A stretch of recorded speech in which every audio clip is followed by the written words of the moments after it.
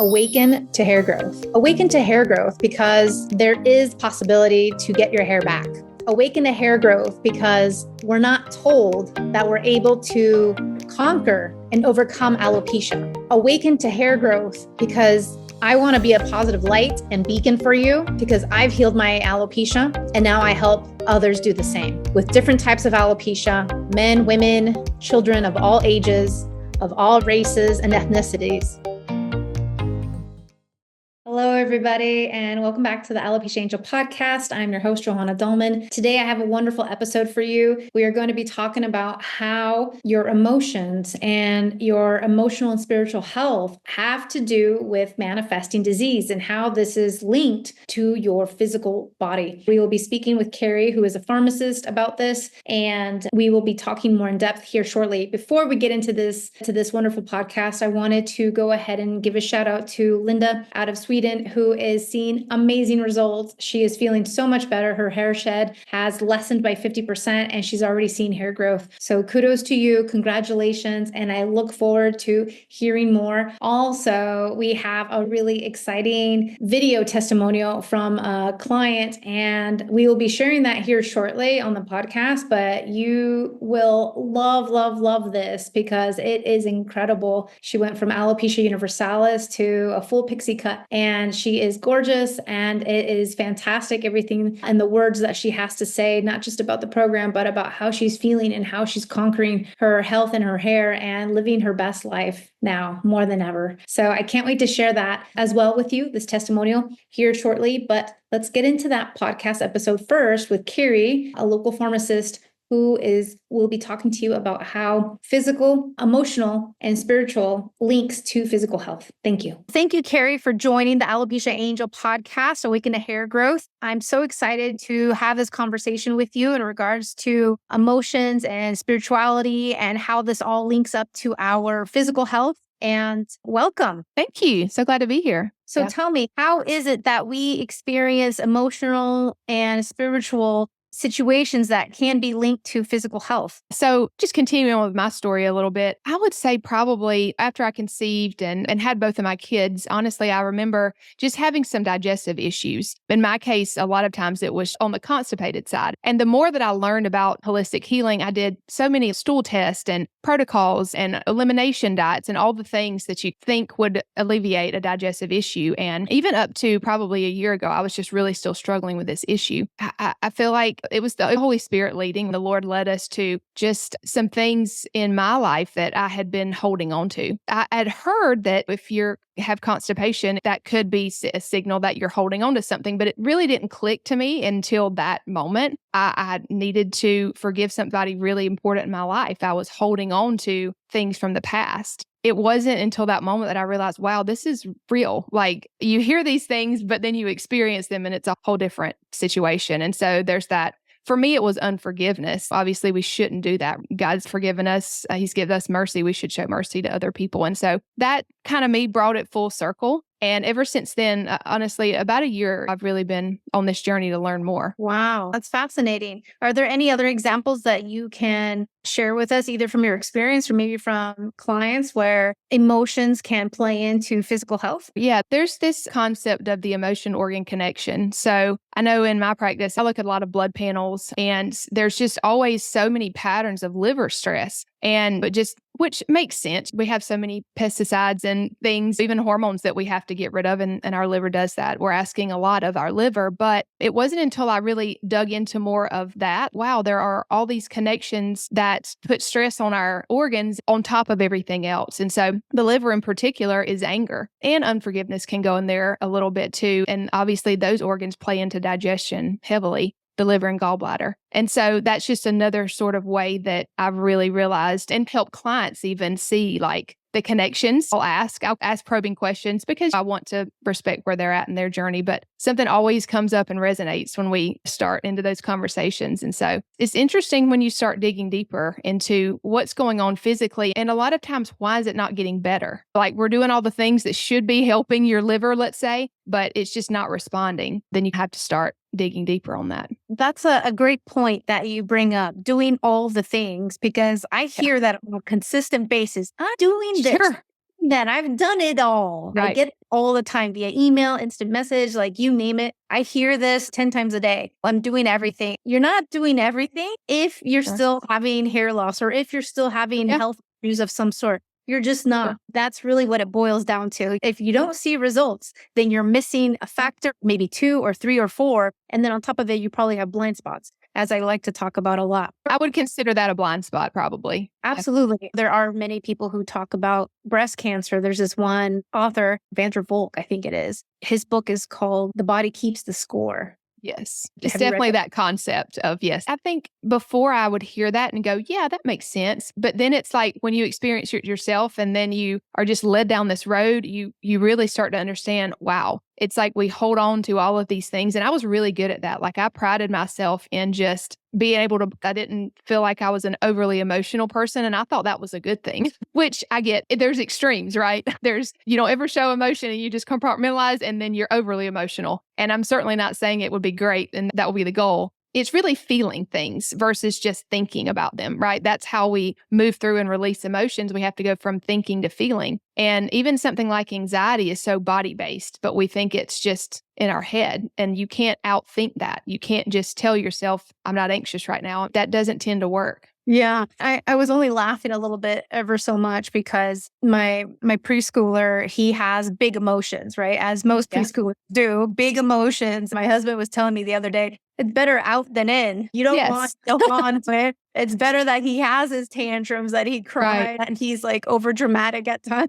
That's okay. Right. That's all they know how to do. And that's not a bad thing. It's not a bad thing. So how do you know, and maybe what references can you give us in terms of how the liver in this example is associated with anger? What other areas of the body, let's say maybe the heart or maybe the brain, are associated with what emotions or what feelings? And my other question is that on top of it, does this have something to do with traditional Chinese medicine? Yes, that's what I was going to say. That's definitely what this comes from. And it's just the idea that our emotions are stored and they affect all of our whole being. And of course, there's the whole meridians conversation about how everything's connected. And the body keeps score does talk about that some. As far as the emotion connection to the organ, like I said, liver is more so like fear, anger. The lungs are grief. So sometimes if somebody just has chronic like asthma or they can't get over a cough or something like that, it could be an emotional component there. Sometimes the adrenals can definitely be fear as well. Fear is more of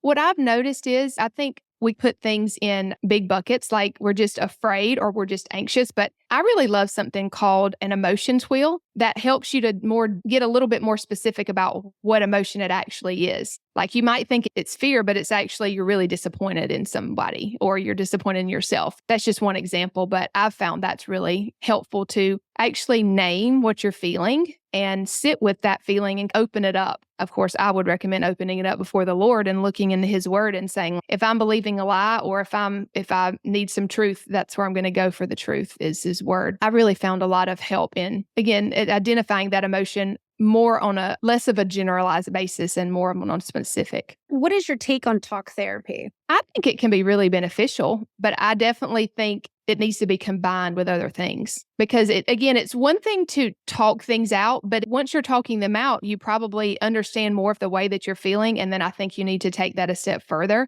and sit with it and unpack it versus just feeling like talking is going to alleviate everything, if that makes sense. And so I've changed my mindset and my thinking of what's going on with them, because normally when people do things, they're projecting their own situation. Oh, yeah. And it can come from loved ones. I've had it where, say, a relative is saying, oh, but do you think that this XYZ negative situation could occur to you? And it's no, not at all. But clearly you fear that, or you fear it at one point. I can see right through it all. I can see right through all this projection. Yeah, I can tend to do that as well. I love, though, that you mentioned keeping that kind of keeps us in this sympathetic dominant nervous system, which really is a lot of what this conversation boils down to. If you do continue to just repress emotions or even believing lies, that keeps you not feeling safe, right? That's what our nervous system is constantly scanning for, is safety. And so just subconsciously, our body doesn't feel safe. And so it keeps us stuck in that fight or flight because our body thinks it has to be ready to run away from a threat, but it's really just somebody that maybe we need to have a conversation with or something. It's not a tiger that's chasing us. And so our body literally can't heal if it's in that state all the time. And so we have to break that stress cycle and try to unpack what's keeping us there. So right. That's very true. And unfortunately, a lot of times people come to me and they're like, wait, how did you heal? Wait, is this even possible? Wait, Google says there's no cure. Wait, my doctor said there's no cure. That's it. Like autoimmune disease or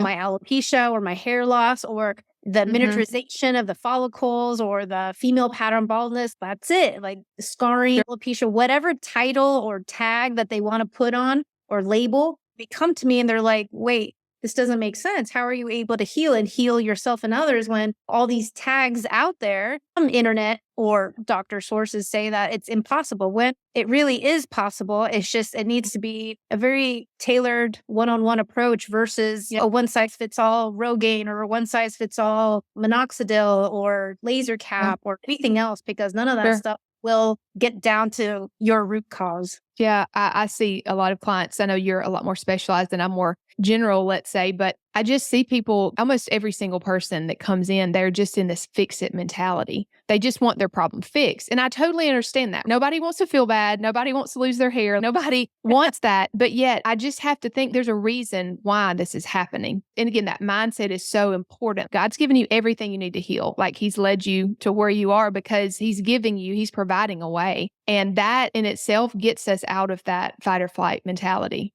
Even for just a minute, mindsets don't change overnight typically. And so it's just over time, just trying to look at the situation before you a little bit differently. That makes a huge difference. I will say that knowing that we can heal and knowing that we are made to heal is a fantastic first step. But I will say the other side of that is not just like sitting on the couch. Well, exactly. You need to take action. And I think that's what a lot of people lack is the action, strategic action, because again, this goes to all of you out there saying, oh, I've done it all. I've done it all. And if you've done it all, you would see results. And so if you don't have the results, then you really haven't done it all, or maybe it's not in the strategic format for you, for what you truly need. And so this is the key piece, because I know, I'm sure as a practitioner yourself, you tailor the things to each person because it never is anything one size fits all, whether it's hair loss, liver issues, or heart condition. It's never one size fits all. It has to be definitely tailored to each person. And I think that's the key takeaway is that, yes, the body can tell us a lot of things. I love how you brought in the meridians and the ECM, traditional Chinese medicine. I've had somebody on the podcast talk about acupuncture and all of that. I myself, I've worked with feng shui experts, which also deals with a lot of traditional Chinese values and things. And so it is all connected. Normally, when you have hair loss or any health issue, there's always more tied to it. Maybe it is, and maybe it's not emotion, but there's definitely something to investigate. Definitely. And I think that, like you said, everybody's different and we just have to, I guess, examine it and maybe self-reflect on some things. Obviously, I would ask the Lord to reveal, why am I here? What do I need to learn from this? Because I just feel like it's always part of refining and growing the experiences that we have. So yeah, I love this conversation. Thank you for having me. Oh, my pleasure. I will say, just to add on, that sometimes in business in general, we don't bring up the Lord so much, but in times of dire need, which my clients, I feel for them, they're losing their hair, they're at their wits' end, they have tried many things and it's all failed. And so they come to me, we speak, and then they're like, Lord, send me a sign. Send me a sign.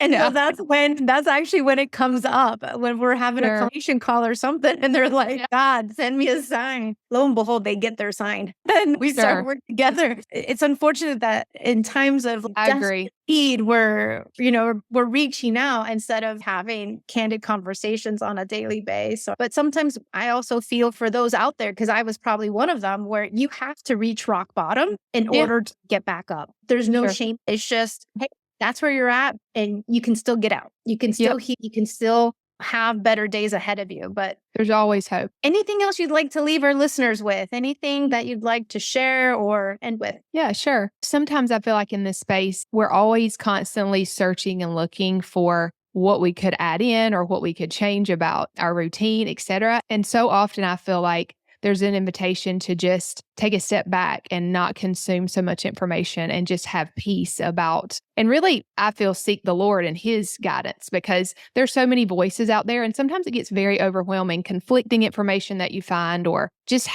feeling that need that you have to figure it out. Sometimes He's leading you to work with somebody, because I've seen just like the energy shift when, okay, I don't have to search on Google so much, right? I don't have to feel like I need to figure it out because God's led me to somebody that's going to help me. So again, it's so individualized with what you need, but sometimes the answer is not Googling or following more people on social media or adding one more thing in. Sometimes it's, we need more quiet. We need more stillness so that we can tune in. Sometimes less is more. Everything what you need to be doing right now and focusing on that and being consistent is more key than trying to add in another or add in another practice or add in else that's going to take away mental, physical, and emotional space from you, which isn't necessary, including negative people and things and social media, etc. Definitely. I love that. It's just, this world has gotten really consumer driven, and just the information is great that's out there. There's nothing wrong with it, but it's just a lot. And we have to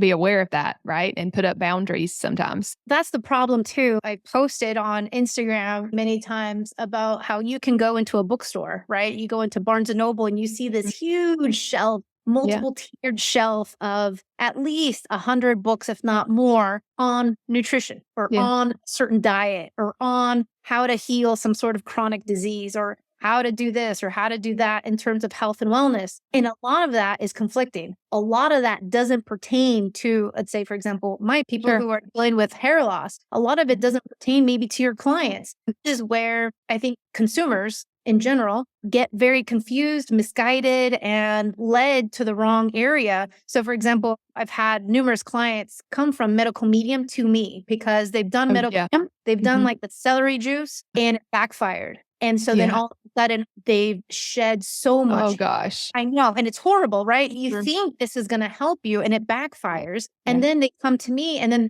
finally they're seeing the hair growth. And so these options, I like to say, when it's a one size fits all approach, doesn't necessarily work for everybody. We all know somebody who's done Atkins and it's backfired. We already know someone who's done some sort of South Beach diet, right? Are people still really doing that? I go on and on about these fad diets or anything else, and none of it is worked, or worst case scenario, it backfires and it's like everything back. And it's just like you feel helpless or stuck. And then now you have Ozempic and all these other things. And that too fires, that too causes hair loss. It's just a never ending situation and cycle. And so you're on, and if you're a listener and you're on this hamster wheel of trying a lot of things or trying to chase your tail to find the solution on your own, A, don't. B, I think the best thing is to find somebody who's shown and has the results so that you can feel confident about working with them. And I think too, understand that every approach has to be personalized, whether it's hair loss or fatigue or anything in between. It has to be personalized. Amen. I agree. Get off the hamster wheel. Yes. Anything else that you'd like to share? No, that was great. I really enjoyed this conversation, and I hope it was beneficial to your listeners. Thanks for having me on. Thank you so much. Thank you so much. I really enjoyed this too. Thank you for listening to the Alopecia Angel podcast, a positive light in healing alopecia. You can do this and we can help. Spread the word that reversing alopecia is possible by telling your friends and family.